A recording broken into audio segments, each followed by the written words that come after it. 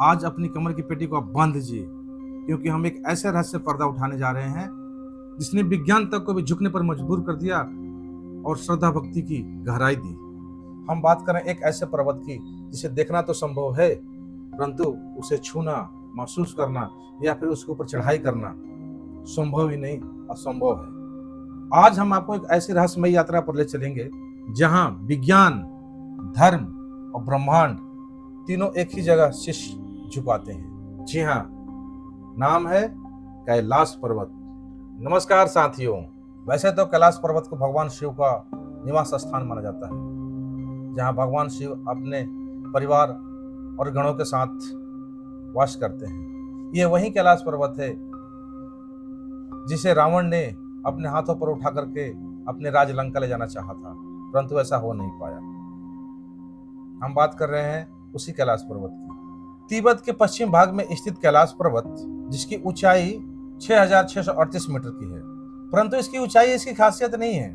इसकी चारों दिशाओं सम आकार और चारों दिशाओं से निकलती है पवित्र नदियां, जिनका नाम है उत्तर से सिंध नदी, पूरब से ब्रह्मपुत्र नदी, दक्षिण से घाघरा, यह उन्हीं को सरजू नदी भी कहते हैं, और पश्चिम से सतलुज नदी।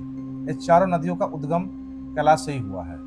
वैसे तो कैलाश पर्वत को 4 धर्मों में पवित्र माना गया है: हिंदू धर्म, बौद्ध धर्म, जैन धर्म और बौद्ध धर्म। ये चारों धर्म में पवित्र माना गया है कैलाश पर्वत को। कैलाश पर्वत के निकट 2 झीलें हैं जो आपस में काफी नजदीक हैं।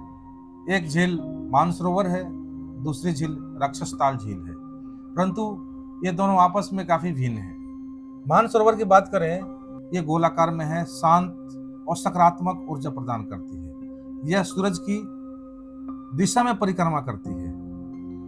वहीं अगर राक्षसताल झील की बात करें तो यह त्रिभुज आकार, अशांत जल और सूरज की विपरीत दिशा में परिक्रमा करती है। यहाँ पे नकारात्मक ऊर्जा का अनुभव होता है। कई साधु संत और महात्माओं ने तो यहाँ तक कहा है कि जब वो रात वहाँ बिताते हैं, अपने टेंट लगाते हैं वहाँ रहने के लिए, तो रात में उन्हें एक अजीब सी शक्ति महसूस होती है जो नकारात्मक ऊर्जा की है। इसीलिए यहाँ पे कोई भी व्यक्ति रात नहीं गुजार पाता है। ऐसा प्रतीत होता है जैसे प्रकृति ने शिव और शक्ति, यूं कहें तो सकारात्मक और नकारात्मक का संतुलन यहाँ बनाते हैं।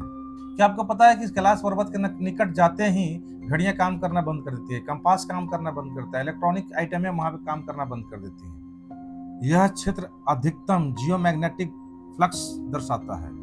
यूं कहे तो चुंबकीय क्षेत्र में असमान उतार और चढ़ाव। यहाँ के चट्टानों में मौजूद क्रिस्टलाइन मिनरल्स विशेष रूप से इलेक्ट्रोमैग्नेटिक वेव्स को रिफ्लेक्ट और रिफ्रैक्ट करता है। यही कारण है कि जीपीएस, कंपास, इलेक्ट्रॉनिक जैसे उपकरण यहाँ काम नहीं करते हैं। मैग्नेटिक फील्ड बहुत असामान्य है। कुछ यात्रियों में सबसे तेज बुढ़ापा देखा गया है। जो यहाँ पे चढ़ने वाले क्लाइंबर्स आए थे, उन्होंने अपने आप अंदर महसूस किया कि उनकी उम्र तेजी से बढ़ रही है। नाखून, बाल जो 15 दिन में बढ़ने चाहिए, 20 दिन में बढ़ने चाहिए, वो 3 से 4 दिन में ज्यादा उतने बड़े हो जा रहे हैं। फेस और शरीर की जो ऊपरी स्किन है उसमें सिकुड़न आ रही है, जिससे बुढ़ापे में झुर्रियां पड़ती है स्किनों पे, उस टाइप के हो रहे हैं। और यही कारण है कि लोग यहाँ पे क्लाइंब नहीं करना चाहते हैं। क्या कैलाश पर्वत पृथ्वी का कोई ऊर्जा केंद्र है? यह ऊर्जा तरंगे, एनर्जी वेव्स सिर्फ चुंबकीय क्षेत्र को नहीं बल्कि मनुष्य के बायोफील्ड को भी प्रभावित करती हैं। और यही कारण है कि यहाँ पर ध्यान करने वाला साधक अपने और ब्रह्मांड से जुड़ाव महसूस करते हैं, और कुछ को तो अपनी चेतना में भी परिवर्तन महसूस होता है। क्या ब्रह्मांड से जुड़ी यहाँ पर एक शक्ति सक्रिय है? कुछ रिपोर्ट के अनुसार नासा और रूसी शोधकर्ताओं ने इस क्षेत्र को इलेक्ट्रॉनिक मैग्नेटिक एनर्जी जोन बताया है, जहां से ऊर्जा का स्रोत उत्पन्न होता है। रूसी वैज्ञानिक का कहना है कि कैलाश पर्वत के भीतर कुछ ऐसा है जो आज भी अनजान है, आज भी छिपा हुआ है। 1999 में एक रूसी भूवैज्ञानिक ने कहा था कि माउंट कैलाश के अंदर एक ऐसी इलेक्ट्रोमैग्नेटिक पल्स वेव निकलती है जो हाई फ्रीक्वेंसी माइक्रोवेव सिग्नल के समान है। क्या कैलाश पर्वत सिर्फ एक पर्वत है या एक ऐसा उपकरण जो कि हमें और ब्रह्मांड को जोड़ता है। साथियों, माउंट एवरेस्ट पर तो हजारों लोग चढ़ चुके हैं, लेकिन वहीं कैलाश पर्वत पर आज तक कोई नहीं चढ़ पाया। कैलाश पर चढ़ने वाले मात्र एक मिलारेपा ही थे जिन्होंने कैलाश की चोटी पर बैठ करके अपनी साधना भी की। मिलारेपा, जिनका जन्म थोपाग के नाम से हुआ था, एक प्रभावशाली तिब्बती योगी थे, आध्यात्मिक कवि और बौद्ध संत थे। उन्होंने काले जादू के अभ्यास से एक समर्पित बौद्ध शिष्य और अनंत ज्ञानदेव प्राप्त करने वाले व्यक्ति के रूप में उनकी परिवर्तनकारी यात्रा के लिए व्यापक रूप से जाना जाता है। उन्होंने तिब्बत के सबसे प्रसिद्ध योगियों और आध्यात्मिक कवियों में से एक माना जाता है। चढ़ने की कोशिश तो बहुत लोगों ने की, परंतु वो सफल नहीं रहे।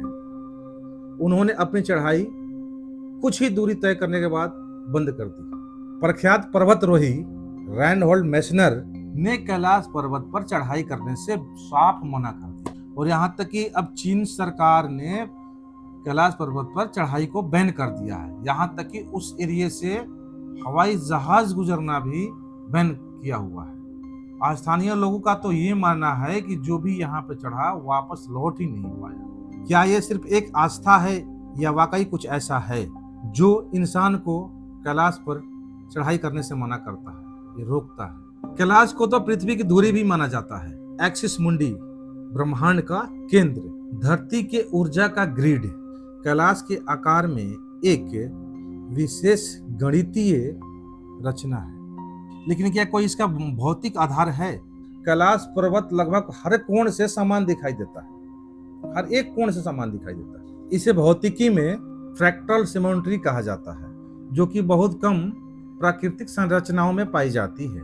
कैलाश के चट्टानों में सिलिका बेस्ड क्रिस्टल पाए जाते हैं, जो कि पाइजो इलेक्ट्रिक इफेक्ट्स उत्पन्न करते हैं, यानी कि दबाव के कारण ऊर्जा उत्पन्न होती है। कैलाश पृथ्वी के अर्थ एनर्जी ग्रिड ले लाइंस पर स्थित है, जहां चुंबकीय तरंगे एक दूसरे को काटती है और एक स्पिनिंग वोर्टेक्स बनाती है। यह वोर्टेक्स उच्च आवृत्ति यानी हाई फ्रीक्वेंसी एनर्जी उत्पन्न करते हैं, जिससे कि साधकों को गहरी ध्यान अवस्था मिलती है। कुछ योगियों का तो मानना है कि यहाँ पर ध्यान करने से शरीर और आत्मा सीधे ब्रह्मांड से जुड़ जाते हैं। ऐसा हम नहीं, जिन्होंने महसूस किया योगियों, उनका मानना है। कुछ वैज्ञानिकों का मानना है कि कैलाश पर उत्पन्न होने वाले ऊर्जा तरंगे क्वांटम कोहेरेंस उत्पन्न करती है। मतलब कि जब आपकी चेतना बाहरी ऊर्जा से तालमेल बना ले। माउंट कैलाश एक सिर्फ पत्थर का टुकड़ा ही नहीं है, बल्कि यह एक बायोकॉस्मिक इंटरफेस है, जहां प्रकृति, ऊर्जा एवं चेतना बिल्कुल एक जगह मिलती है। साथियों, क्या कैलाश एक प्राकृतिक एंटीना है जिससे हम दूसरे ग्रहों, दूसरे ब्रह्मांड से कनेक्ट हो सकते हैं? क्या लगता है आपको? यह कोई बाहरी ब्रह्मांडीय यंत्र है जिसे आज भी हमारे वैज्ञानिक समझ नहीं पाए?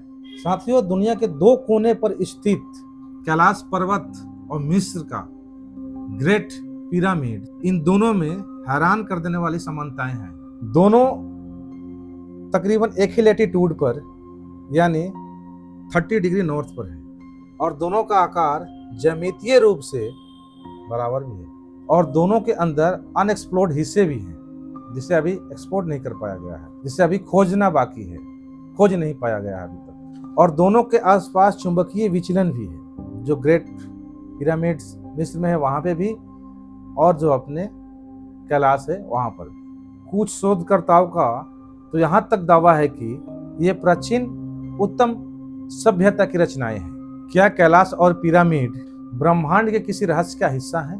क्या यह पृथ्वी के ऊर्जा बिंदु हैं कि जहाँ से सृष्टि संचालित होती है? कैलाश पर्वत एक खुद प्रश्न है जिसका उत्तर आज भी विज्ञान के पास नहीं है। यह साथियों, यह एक तीर्थ है जहाँ पर हर कदम आस्था ही आस्था है। साथियों, यह एक संकेत है जो इस दुनिया में दिखता है उससे कहीं ज्यादा और छिपा है, जिसे ढूंढना अभी बाकी है, खोजना अभी बाकी है। क्या आप तैयार हैं उस सच से मिलने के लिए जो कि किसी पहाड़ के चोटी पर नहीं बल्कि आपके चेतना के भीतर है? समझने की देरी है। अगर आपने यह वीडियो यहाँ तक देखा है तो आप जान गए होंगे कि कि कैलाश पर्वत सिर्फ एक चोटी नहीं है, बल्कि यह एक दरवाजा है जहां आस्था, विज्ञान और ब्रह्मांड तीनों एक साथ मिलते हैं। नमस्कार दोस्तों, इस वीडियो में यहीं तक।